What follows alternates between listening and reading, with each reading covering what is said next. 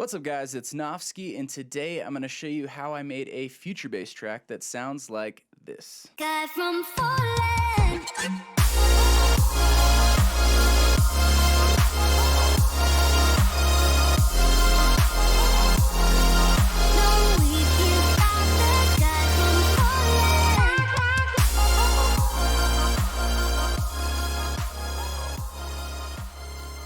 Alright guys, so that is the project we'll be working in today, and this song was inspired by the Illenium, Said the Sky, Seven Lions, Nurko kind of style where you feel like you just got instantly teleported into heaven and you're floating on angelical frequency waves. Anyways, in this video, I'll be going through exactly how I made the synths, the bleed, the drums, the bass, the effects, everything that you could possibly know so you can feel confident when you go into that next project to make that banger.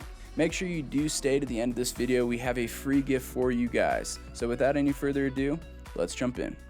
So I want to go ahead and start with the synth bus, and the reason I want to start there is when I was a beginner producer and started working on future bass, the question for me was, how do I get these massive sounds? How do I get my saw stacks to sound so full and so big? So today I want to show you exactly how I did that. So this is what the synth bus sounds by itself.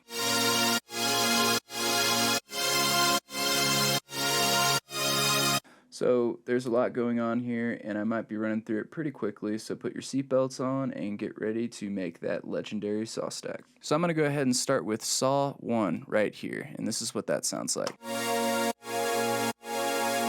And this was a simple serum patch I threw together. All we have is a saw rounded on oscillator A DS saw in try on oscillator B. Now, the cool technique that I want to show you here is this has 9 voices of unison and this has 10, but if you notice on the pan knobs, I have oscillator B panned all the way to the right and oscillator A panned all the way to the left.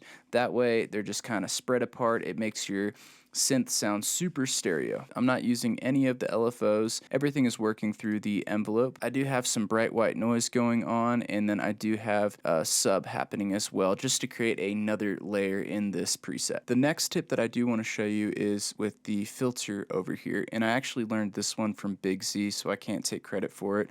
But I'm using a filter, an MG Low 12, but if you notice the cutoff is all the way up, meaning I'm not using it to cut any of the highs. I'm strictly using it for the drive knob. And what this is doing is it's routing all these sounds through this filter and then sending them out. And by doing this, I feel it creates another effect. It's another quote-unquote saturator, if you will. As far as effects, I just have a little bit of hyperdimension going on and a little bit of chorus, and that is it. For saw number 2, this is what it sounds like. And this one is a almost identical patch. The only thing I did was change the actual wave tables, because if I were to put the same ones in, we might have some phasing issues, and you don't want any of that. So this just gives the whole saw stack just a different characteristic, if you will.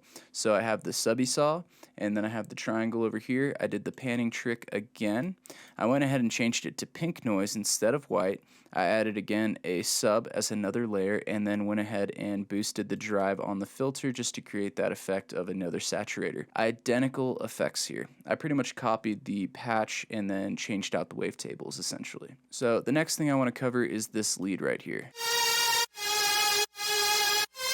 So you might hear that and be like, wow, that sounds like complete crap, you know? And some of these sounds by themselves might sound not the best, but again, no one's going to hear them by themselves. They're looking for that end result, the whole saw stack. As I'm choosing these sounds, I am strategically putting sounds in there to fill a specific place to create that overall massive saw stack. So for this sound, this actually was a preset from WA Productions. So that's the settings there, and then these are the effects. Something I did do with the MIDI though that I do want to point out is if you look at the MIDI on, we'll say saw 1, I do have its own lead going on. Instead of just having these chords here, I actually have a whole lead riding on top. Right, I do that for both saw 1 and saw 2, and then I take this MIDI of this lead that I created and I give it its own track right here with another unique sound, and it just reinforces that lead where it's still a saw stack, but there is a lead that just feels like it's completely meshed in with everything else, and that is how I achieved that. The next thing that I did was I went ahead and put some crowd noise in here, just a crowd going, ah, and this just kind of fills up those background areas. This just kind of gives it more of a fuller effect, and this is what that sounds like. Pretty straightforward. It's a really cool trick to kind of fatten up the overall stack. The next thing I did was I added a choir as well, holding the root note. And I'm using this kind of like a drone, and I do actually use a string drone as well. But the cool thing about this is if you have the root note, and you can just hold it out throughout the whole drop, and it's going to complement all the chords, and it's just going to add a layer that you're familiar with throughout the whole drop. And so this is another really cool tip that you can use to fatten up your saw stacks. Just any kind of choir sound, or maybe a string instrument or something, just holding that root note. I found human voices work really well. And again, I have another tonal layer, and this is what that sounds like. Again, it's just another choir kind of reinforcing that root note. The very last thing I did on this saw stack was I added a string drone, and this is what that sounds like. And again, reinforcing that root note. Let's go ahead and listen to them all together one more time.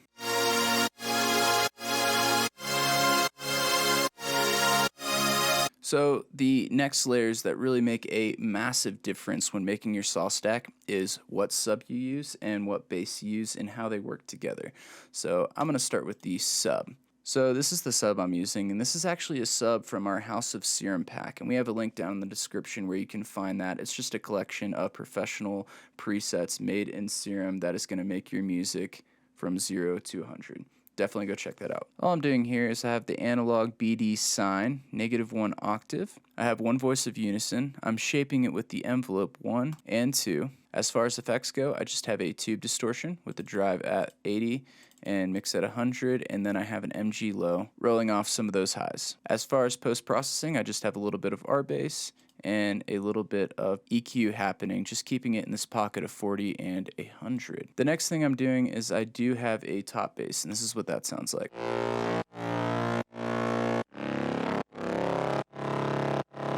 And this is another preset from our House of Serum pack, so if you haven't yet, definitely go check that out. All I'm doing here is I have a Monster 1, -1 octave, a basic shapes on the sine wave, -1 octave.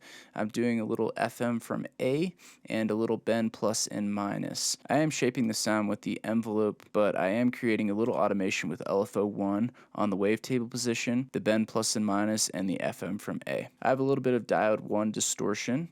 I have some hyperdimension just to kind of give it that width, and then I have a little bit of EQ rolling off the highs. As for post-processing, I did fatten up the sound further with a little bit of decapitator. I have some OTT going on, and then I have another EQ just rolling off those sub frequencies to get it out of the way of the sub, and then boosting around 520 hertz. Together, this is what the bass bus sounds like.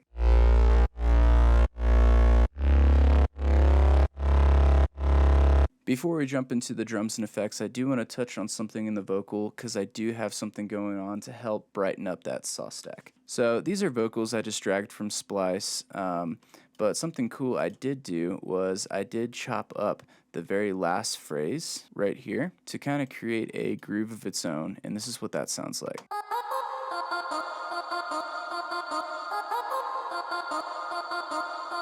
Now, I did wash it out with a ton of reverb, and then I did also add a sidechain just to help it kind of move along with the rest of the synths going on.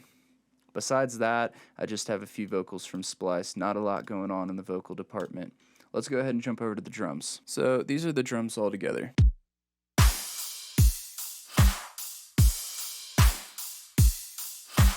And a few things I want to touch on here is, one, quality samples. Just use quality samples. If you can't find quality samples, we have some down in the description down below. We have a huge pack called Supernova. It's multi-genre, and it has everything you need for some quality samples. It's going to save you a lot of time in the future, so you don't have to add all these effects and EQs and everything just to make your samples sound half decent. Just choose a good one from the start. The second thing I do want to mention is I have a basic drum groove going on, but I do spice it up with a few techniques. The first technique I do is if you zoom in, notice things are shifted off the grid just ever so slightly.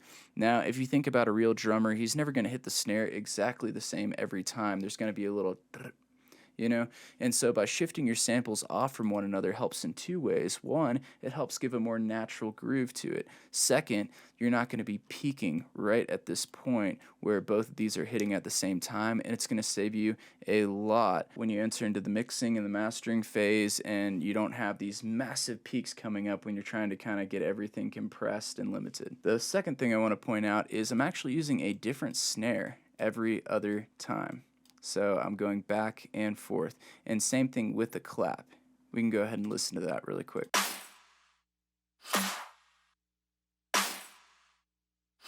And I do this just because it gives a back and forth feel. You have the ba and then ra and then ba.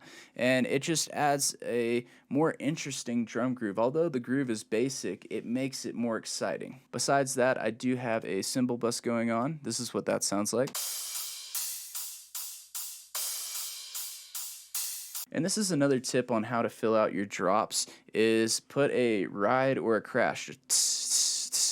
And it's going to kind of create that white noise effect where something's just always happening throughout, and it just adds to that fullness of sound. That's pretty much it for samples. As far as the post-processing, all I have is a little bit of compression from our comp, and that pretty much wraps up the drums. Let's move over to the effects. So as far as the effects go in the drop, all I have going on is four things. First, I have this little glitch that comes in.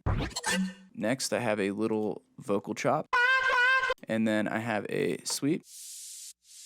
Then I have a riser at the very end just to build that tension. So not a lot going on here. If your track sounds good without having to add a million effects, then you're in a good spot. Go ahead and add a few because they're incredibly helpful, but don't rely on them for everything. Your song shouldn't have to sound good with effects. It should sound good without them too. I have no post-processing on the effects bus. I usually don't. I try to choose effects that don't need a lot of post-processing, except maybe some EQ cuts to maybe cut the lows and things like that. Which brings me to that free gift that we have for you guys.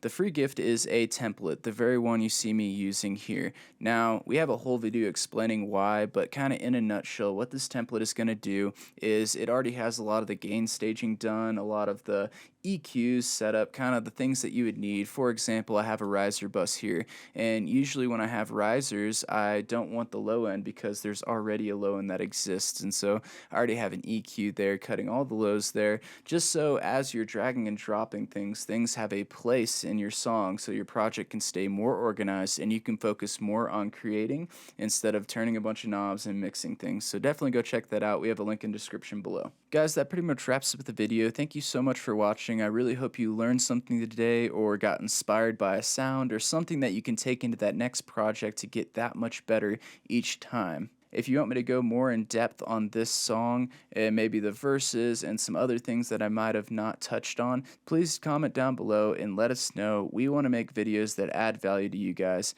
Feel free to like, share, and subscribe. You guys have a blessed day, and peace. Guy from falling.